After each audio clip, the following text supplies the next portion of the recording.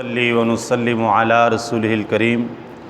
اما بعد فاعوذ باللہ من الشیطان الرجیم بسم اللہ الرحمن الرحیم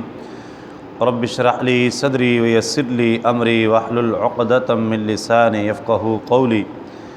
مولاي صلی وسلم دائما ابدا علی حبیبک خیر الخلق کلہم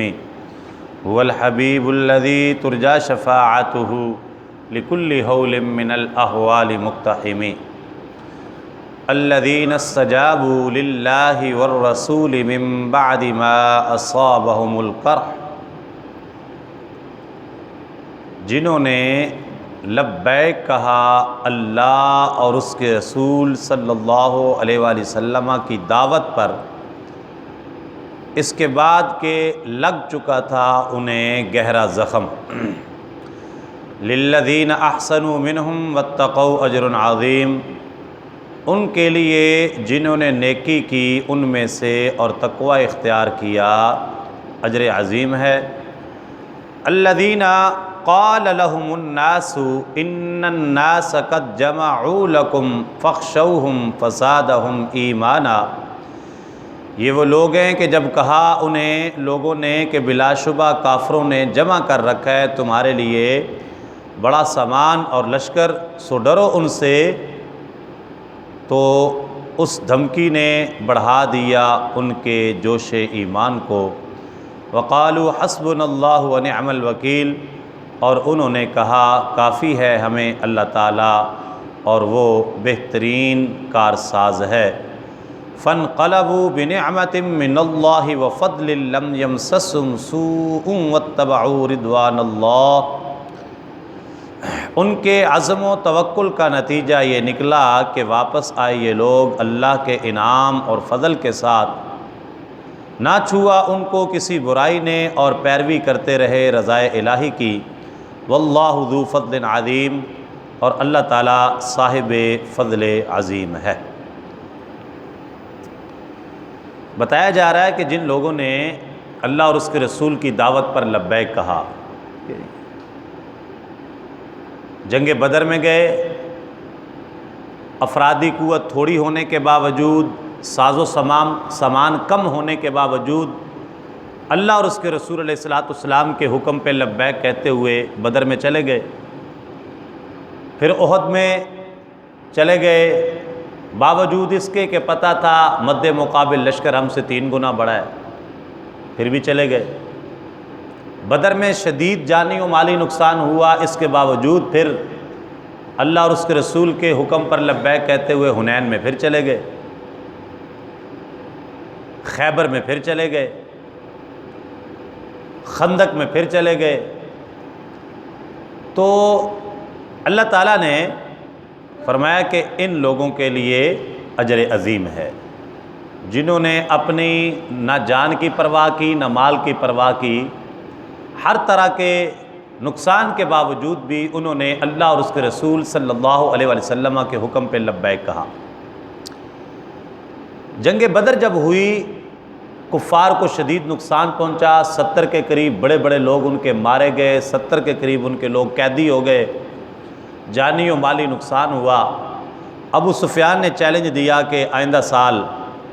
احد سے لوٹتے ہوئے ابو سفیان نے دوبارہ چیلنج دیا کہ اگلے سال پھر ملاقات ہوگی. نبی کریم صلی اللہ علیہ وسلم نے اس کے چیلنج کو قبول فرمایا. اگلا سال جب آیا تو ابو سفیان 2000 پیدل آدمی اور 50 گھڑ سوار ان کو لے کے نکلا کہ میں نے مدینہ پاک پہ جا کے چڑھائی کر دینی ہے مسلمانوں کی، میں اینٹ سے اینٹ بجا دوں گا. 2000 بندے پیدل تھے، 50 سوار تھے، وہ لے کر نکلا. لیکن اللہ تعالیٰ نے اس کے دل میں ایسا رعب ڈال دیا کہ اس کو آگے بڑھنے کی ہمت نہ ہوئی. اور نعیم سقفی نامی ایک آدمی مدینہ پاک کی طرف جا رہا تھا، اس نے کہا کہ اگر تم مسلمانوں کو مدینہ سے نکلنے سے روکو جا کے تو میں 10 اونٹ تمہیں انعام دوں گا. یعنی وہاں پہ جا کے پروپیگنڈا کرو، ان کے درمیان جو ہے وہ عجیب و غریب باتیں کرو، ہمارے لشکر کا رعب بٹھاؤ ان کے دلوں میں جا کے، تاکہ وہ ہمارے مقابلے کے لیے نہ نکلیں، کیونکہ اس کو پتہ تھا میں چیلنج تو میں دے کے آیا تھا، اب اگر میں نہیں جاتا یا مسلمان ہمارے مقابلے میں نہیں نکلتے تو پھر ہماری کامیابی ہے، اگر وہ نکل آئے اور ہم نہ گئے تو پھر ظاہر ہے ہماری بےزتی ہے اس میں۔ تو اس نے نعیم ثقفی کو 10 اونٹوں کا لالچ دیا کہ میں تمہیں 10 اونٹ انعام دوں گا، تم مدینہ پاک میں جا کے پروپیگنڈا کرو اور مسلمانوں کو مدینہ سے نکلنے سے روکو کہ وہ جنگ کے لیے نہ نکلیں۔ اب وہ آیا مدینہ پاک اور اس نے آ کے پروپیگنڈا شروع کر دیا کہ جناب وہ تو بہت بڑا لشکر آ رہا ہے، تم سوچ بھی نہیں سکتے کہ اتنا بڑا لشکر ہے، اتنا ساز و سامان ہے، تمہارے وہم و گمان سے بھی آگے کی باتیں ہیں، تمہارا تو کچھ نہیں بچے گا، تمہاری تو معیشت بھی نہیں بچے گی، تمہارا تو مال بھی نہیں بچے گا، تمہارے تو بچے یتیم ہو جائیں گے، تمہاری تو عورتیں بیوہ ہو جائیں گی، تمہارا تو نام و نشان تک مٹ جائے گا، کوئی نام لیوا نہیں ہوگا۔ اس کی یہ گدڑ بھبکیاں سن کے مسلمانوں نے کہا حسبنا اللہ و نعم الوکیل، ہمیں اللہ کافی ہے، ہمیں اللہ کافی ہے، اور وہ بہترین کارساز ہے۔ کیا ایمان تھا، کیا توکل تھا، کیا بھروسہ تھا، کیا جذبہ تھا، کیا یقین تھا، کیا تیقن تھا، کیا اعتماد تھا، اور کتنا ایک یقین تھا کہ اگر زندہ رہے تو غازی ہیں، اگر مارے گئے تو شہید ہیں اللہ کی راہ میں۔ تو لہٰذا اس کی یہ تمام جو پروپیگنڈا تھا اس کا کچھ بھی مسلمانوں کے دلوں پہ اثر نہیں ہوا، اور نہ وہ مرعوب ہوئے، نہ انہوں نے اس کا رعب قبول کیا، اور ایک جملے کے اندر حسبنا اللہ و نعم الوکیل، اللہ ہمیں کافی ہے اور وہی بہترین کارساز ہے، دیکھی جائے گی۔ تو اس کا تمام پروپیگنڈا جو تھا وہ ناکام ہو گیا، اور وہ ابو سفیان کو بھی اپنا لشکر لے کے آنے کی ہمت نہ ہوئی کہ اللہ تعالیٰ نے اس کے دل کے اندر ایک رعب پیدا کر دیا۔ وہ ذکر کیا گیا ان لوگوں کا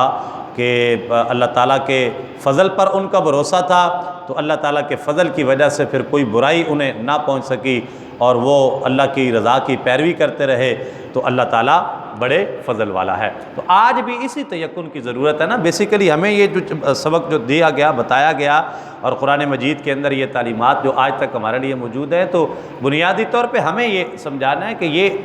توکل ایسا ہونا چاہیے آپ کا مضبوط، اللہ تعالیٰ کی ذات پہ بھروسہ ہونا چاہیے، اور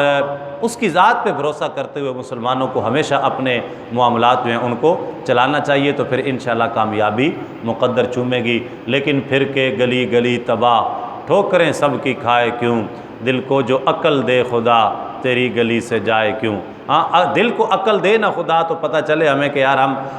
جو ہے یہ راستہ چھوڑ کے تو کس راستے پہ ہم جا رہے ہیں۔ جب ہم نے اللہ اور اس کے رسول علیہ الصلاۃ والسلام کے راستے کو چھوڑا، اس پہ توکل کو چھوڑا، اور دنیاوی اسباب کو اپنی کامیابی کا ذریعہ سمجھا، تو دنیا والے تو پھر ولن ترضى عنك اليهود ولا النصارى حتى تتبع ملتهم، اللہ تعالیٰ نے فرمایا یہود و نصارہ تو تم سے کبھی بھی راضی نہیں ہوں گے،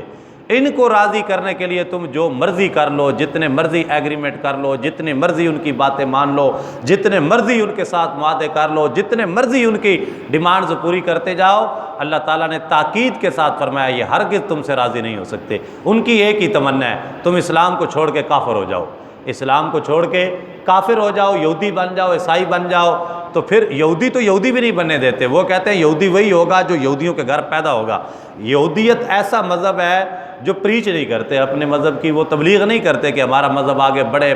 کہ لوگ یہودیت کو قبول کریں، وہ کہتے ہیں نہیں، یہودی وہی ہوگا جو یہودیوں کے گھر پیدا ہوگا۔ وہ کہتے ہیں کہ پوری دنیا پہ راج کرنے کا حق صرف یہودیوں کو ہے، یہ ان کا ماٹو مشن ہے، اور اس مشن پہ وہ لگے ہوئے ہیں۔ اللہ تعالی ہمیں بھی فہم عطا فرمائے اور قرآن مجید کی تعلیمات پر عمل پیرا ہونے کی توفیق عطا فرمائے۔ الحمدللہ۔